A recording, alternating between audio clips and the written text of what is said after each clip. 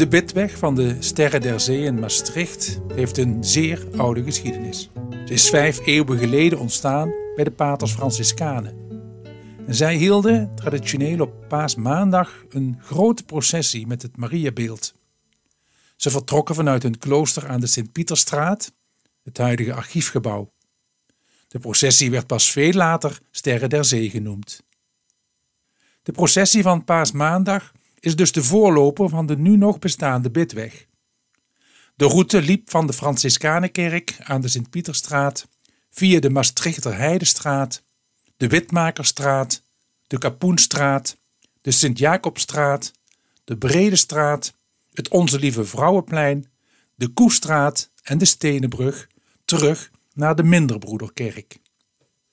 Toen na de inname van de stad Maastricht in 1632 de Franciscanen uit hun klooster werden verdreven, heeft het Mariabeeld op verschillende plekken gestaan. Heel lang stond het in het klooster van de Franciscanen Observanten op de Sint-Pietersberg. Pas na de inname van Maastricht door de Franse koning Lodewijk XIV in 1673 konden de Franciscanen weer terugkomen in de stad. Het Mariabeeld werd toen geplaatst in de Sint-Jacobskapel op de hoek van het Vrijthof en de Bredestraat. De Sint-Jacobskapel diende als parochiekerk voor de onteigende Sint-Jan. Er konden van daaruit weer processies gehouden worden en ook de bidweg werd weer gelopen.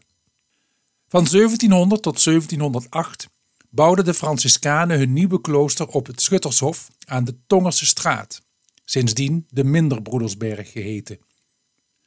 En daar ging dan ook het Mariabeeld naartoe. Daar stond het als centrale blikvanger midden in een groot retabel boven het hoofdaltaar van 1700 tot de Franse tijd 1796. De route van de bidweg werd nu aangepast.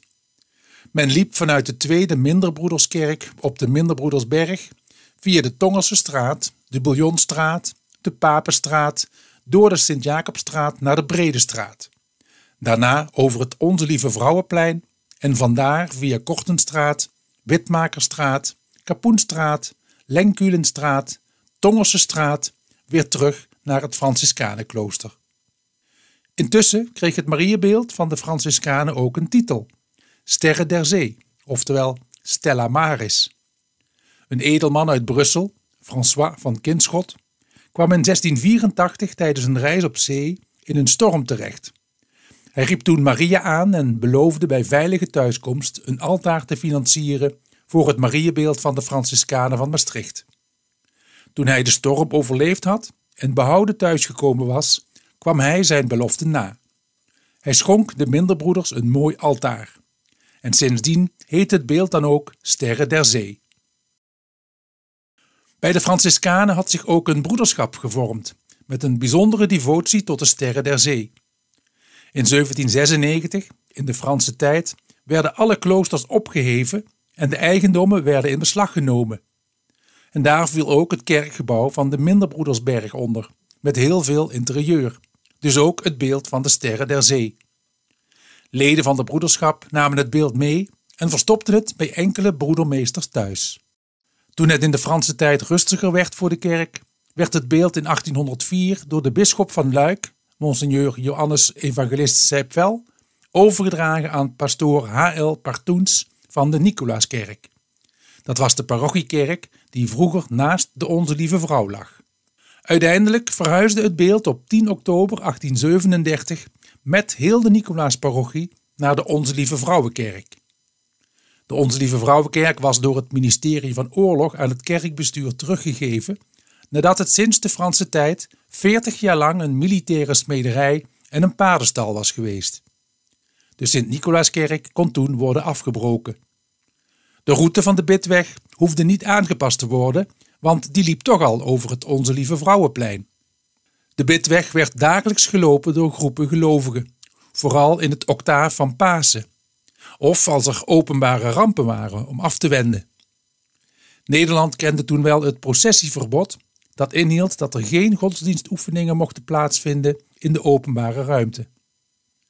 De 20e eeuw werd de bloeitijd van de bidweg. Het beeld van de Sterren der Zee kreeg tijdens een restauratie van de Onze Lieve Vrouwenkerk een nieuwe plaats in de Merodekapel en de bidweg kreeg een nieuwe impuls. Bij het begin van het Mariacongres van 1912 werd de bidweg door ruim 2000 gelovigen gelopen. En tijdens de Eerste Wereldoorlog werd op 7 mei 1918 een grote bidweg gelopen als vredesprocessie met 5000 processiegangers die baden voor vrede. Bij het Mariacongres in 1912 klonk voor het eerst het lied van de Sterren der Zee, O reinste der schepselen.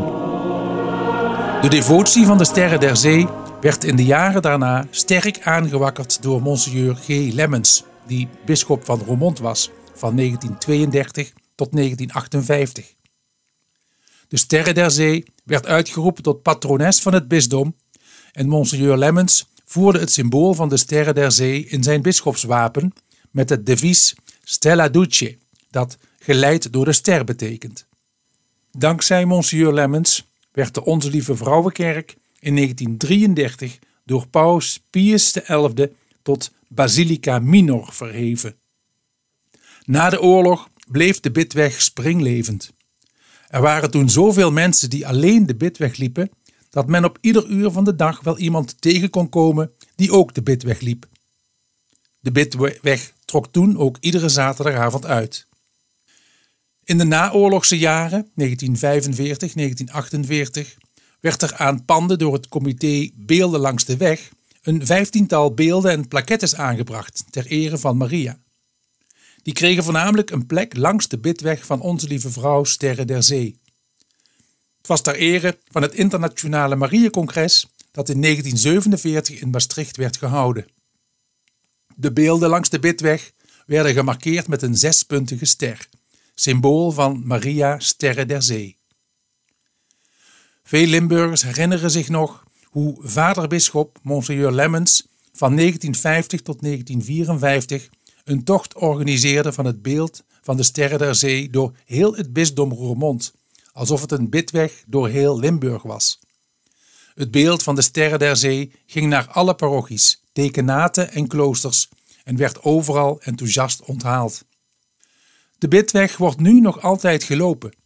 Men kan alleen lopen of in een kleine of grotere groep, in stilte of zachtjes de rozenkrans biddend. Men spreekt over een grote bidweg wanneer het beeld van de Sterren der Zee meegedragen wordt. Daarbij gaat het beeld altijd als eerste. Het wordt gedragen door de leden van het Dragersgilde. Daarna volgen de leden van de broederschap van de Maria Sterren der Zee.